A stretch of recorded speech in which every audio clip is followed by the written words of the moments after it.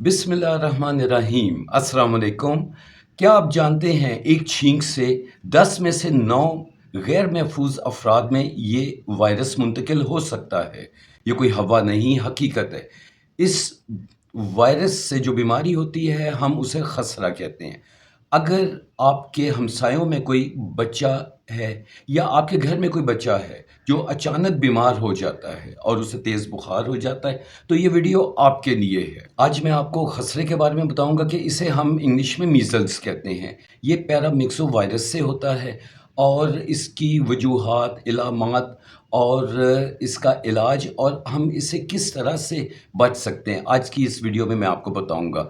अगर एक फ़र्द कमरे के अंदर छींकता है या उसको बुखार तेज़ हो जाता है और वो इस बीमारी में मुब्तला रहता है, कमरे से उसके जाने के बाद 2 घंटे तक ये वायरस उस कमरे में रहता है। और ये WHO की भी काफ़ी तहकीक है कि ये वायरस बहुत तेज़ी से फैलने वाले दुनिया में वायरसेस में से एक वायरस है। अब मैं आपको बताऊं कि किन में खसरे के चांसेस ज़्यादा होते हैं। ऐसे बच्चे जो 5 साल की उम्र तक हैं उनमें खसरे के चांसेस बहुत ज़्यादा होते हैं, या ऐसे अफराद के जो अभी तक वैक्सीनेटेड नहीं हैं अगेंस्ट मीज़ल्स, या हामला ख़वातीन भी जो हैं वो भी बहुत ज़्यादा प्रोन टू इन्फेक्शन हैं अगेंस्ट मीज़ल्स। और वो अफराद या बच्चे जिनकी क़ुव्वत मुदाफ़ियत बहुत कम है या वो ऐसी बीमारियों में मुब्तला हैं जिसमें क़ुव्वत मुदाफ़ियत कम हो जाती है इंसान की, तो वो सारे के सारे प्रोन टू मीज़ल्स इन्फेक्शन हैं।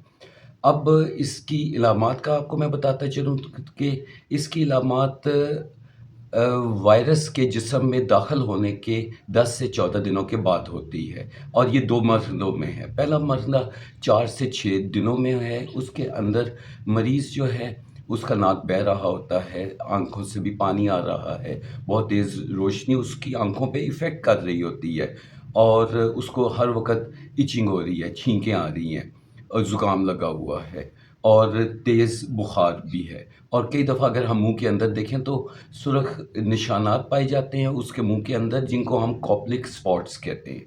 दूसरा मरहला देखने में आया कि 6 से 7 या 8 दिनों पर मुहीत होता है। इसमें भी बुखार बहुत तेज़ है और लेकिन ये ज़ाहिरी तौर पे ज़्यादा इफ़ेक्ट करता है। इसमें सर से छोटे-छोटे से सुर्ख़ दाने जिस्म के ऊपर नमूदार होते हैं, जो कि आहिस्ता-आहिस्ता चेहरे पे आ जाते हैं, बाद में गर्दन पे, फिर छाती पे और फिर पेट पे और आखिर में टाँगों पे। इस तरह से सर से लेके नीचे तक ये निशानात नमूदार होते हैं, लेकिन सबसे ज़्यादा तेज़ बुखार उस वक़्त देखा गया है कि जब ये दाने छाती या पेट पे होते हैं। खसरे की तशख़ीस के बारे में बताऊँ, वैसे तो देखने से ही हमें पता चल जाएगा कि जिसको बच्चा हो या बड़ा हो उसको तेज़ बुखार है और उससे जिस्म के ऊपर उसके सुर्ख़ निशानात नज़र आ रहे होते हैं, तो ये ज़ाहिर करता है कि इसको खसरा है। लेकिन उसके अलावा अगर हम फिर भी कन्फ़र्म करना चाहें तो हम खून का टेस्ट करवाएँगे, उस पे वायरस आ जाएगा तो उससे हमें पता चल जाएगा कि कन्फ़र्म हो जाएगा कि इसको खसरा है। अब इसके इलाज की तरफ चले तो इलाज में सबसे जो ज़रूरी है कि बच्चे को या बड़े को एक अलहदा जो है घर के अंदर जगह दी जाए, अलहदा कमरे में उसे शिफ्ट किया जाए कि जहाँ पे पुरसुकून माहौल हो और उसकी हाइड्रेशन का ख़्याल रखना है कि पानी की उससे कमी नहीं होनी चाहिए। पानी की कमी होगी तो उससे एकदम जो है ये प्रॉब्लम शुरू हो जाएगी। साथ ही जो है इसकी आँखों का देखना है कि आँखों में जो हम ड्रॉप्स भी डाल सकते हैं, लेकिन ऐसे कमरे में हो कि जहाँ पे रोशनी ना आती हो, क्योंकि उसको फ़ोटो सेंसिटिविटी होगी और आँख और बहुत ज़्यादा लाइट उसके आँखों में चुभेगी। साथ ही विटामिन ए WHO की तहकीक के मुताबिक हर एक को पिलाया जाए जिसको कि हमें शक हो कि इसको या हमारा ख़्याल हो कि इसको मीज़ल्स है। विटामिन ए जो है ये मीज़ल्स में बहुत फ़ायदेमंद साबित होता है। इसके अलावा बच्चे की ग़िज़ाइयत का या बड़े की ग़िज़ाइयत का ख़्याल रखना है कि उसकी जो है न्यूट्रिशन बड़ी अच्छी हो, ताकि उसकी क़ुव्वत मुदाफ़ियत कम नहीं होनी चाहिए, अगर कम है भी तो वो बूस्ट अप होनी चाहिए। ہم پیراسٹامول دے سکتے ہیں بخار کو کم کرنے کے لیے، لیکن اینٹی بایوٹک کی ویسے ضرورت تو نہیں ہوتی، لیکن اگر اس کو نمونیا ہے یا چھاتی خراب ہے تو اسی صورت میں، یا اس کو ریشہ بہت زیادہ آ رہا ہے تو ایسی صورت میں ہم اینٹی بایوٹک دے سکتے ہیں۔ اس کے باوجود اگر ٹھیک نہ ہو جو ہے گھر پہ، تو اس کو فوراً ہاسپٹل بھی شفٹ کروانا چاہیے۔